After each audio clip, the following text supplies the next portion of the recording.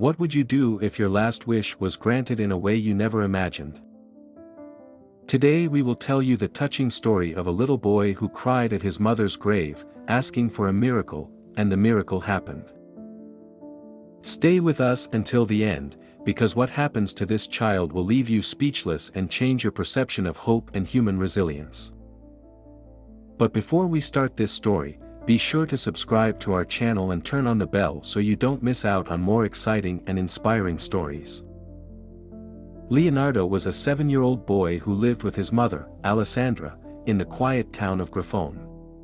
They had no other family members, so they were inseparable.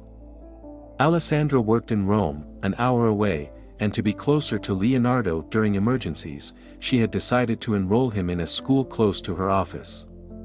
Every morning, she woke up early to make Leonardo breakfast, making sure he had everything he needed for the day. It was a rainy evening and Alessandra was bringing Leonardo home.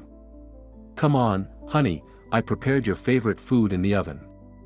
As soon as we arrive, let's have dinner together," said Alessandra, buckling little Leonardo into the car seat.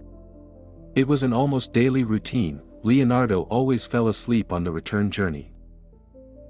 The rain that night was heavier than usual and lightning lit up the sky as if it were day. The road was slippery and Alessandra drove carefully, maintaining a moderate speed. Leonardo, sitting in the back, looked out the window, fascinated by the lightning. "Mom, it looks like the sky is celebrating," she said, with an innocent smile. Alessandra smiled at him through the rearview mirror. "Maybe it is, my love.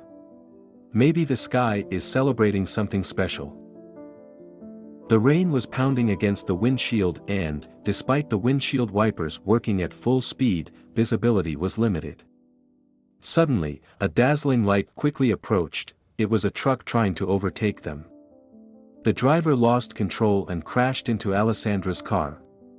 The car went off the road, overturning several times before coming to rest in a ditch. Alessandra, stunned, desperately tried to check if Leonardo was okay. "Leonardo. Darling, are you okay?"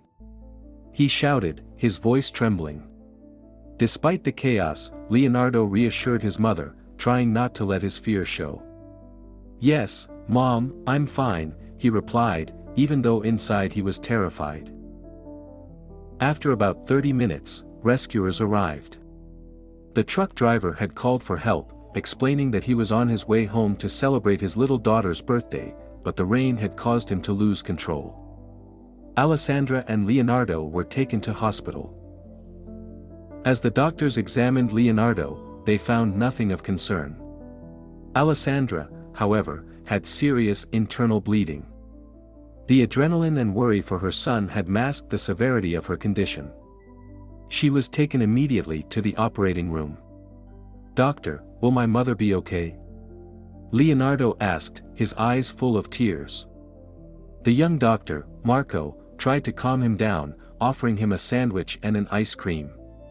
"My colleagues are doing everything they can for your mother. Don't worry, okay?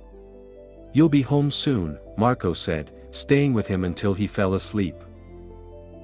"And you, what would you do if you were in Leonardo's place? Do you think the doctor found the correct words? Leave your comment below." When one of the doctors informed Marco that Alessandra wanted to see her son, Leonardo was woken up and taken to her. Alessandra, with tears in her eyes, asked Leonardo to promise her that he would be an honest and loving young man, and that he would find the strength to face the changes that life would have in store for him. "Leonardo, my love, know that I will love you forever and will always watch over you," she said, hugging him for the last time. His voice was weak, but full of love and hope. That night, Alessandra died, leaving Leonardo alone in the world. Without relatives and without a father, Leonardo was entrusted to social services and taken to an orphanage. The change was difficult. From a stable and love-filled life, he found himself in an unknown and hostile environment. At Alessandra's funeral, Leonardo, with tears in his eyes, made a promise: "Mom, I will always come to visit you, I will never forget your words." The first night in the orphanage was terrible. Leonardo dreamed of his mother, imagining her coming to pick him up. When he woke up, he felt even more alone and abandoned. The other children, noticing his sadness, began to make fun of him. "Hey Leonardo, are you talking to your mother's ghost? Accept that she is dead and will never return. No one will adopt a whiny baby like you." The orphanage staff did not seem to care about his emotional state. The days passed slowly and grayly for Leonardo.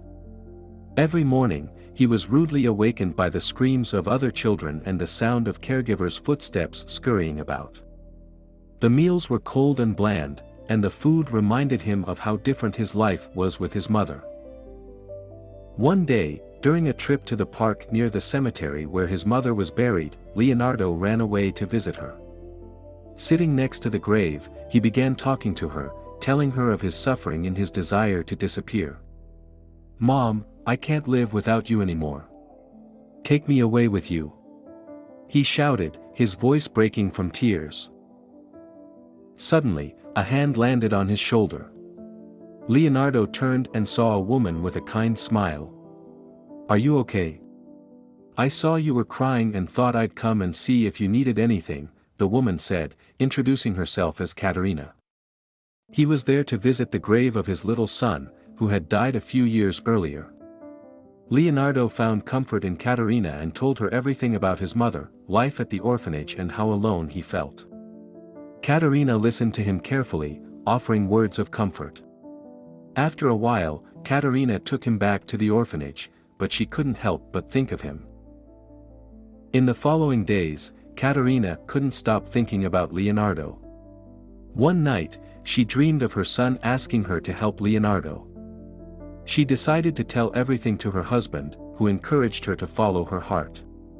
They checked the address of the orphanage and, to their amazement, discovered that it was the same one where Leonardo lived. They decided to act immediately. They immediately went to the orphanage, determined to do something. The staff was initially reluctant, but with some insistence and a small tip, they managed to see Leonardo. When Leonardo saw Katerina, he ran to hug her, crying with joy. Katerina and her husband decided to adopt him.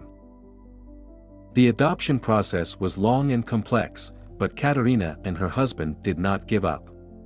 During this time, they visited Leonardo almost every day, making sure he was treated well.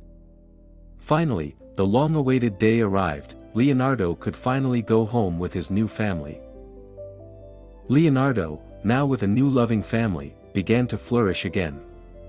Every month, she went with Katerina and her husband to visit her mother's grave, always carrying a rose. "Hello mother," Leonardo said, delicately placing the flowers on the grave. "I'm happy, just like you asked me to be. Thank you for giving me strength." Catherine did the same for her son, and together they honored their lost loved ones. The family found new happiness and completion, united by fate and love. Life at Katerina's home was full of laughter, games and moments of sharing. Leonardo began attending a new school, where he quickly made friends and integrated perfectly. If this story touched your heart, we invite you to watch our next video, where we will tell another inspiring story of hope and resilience. Thanks for watching and see you next time.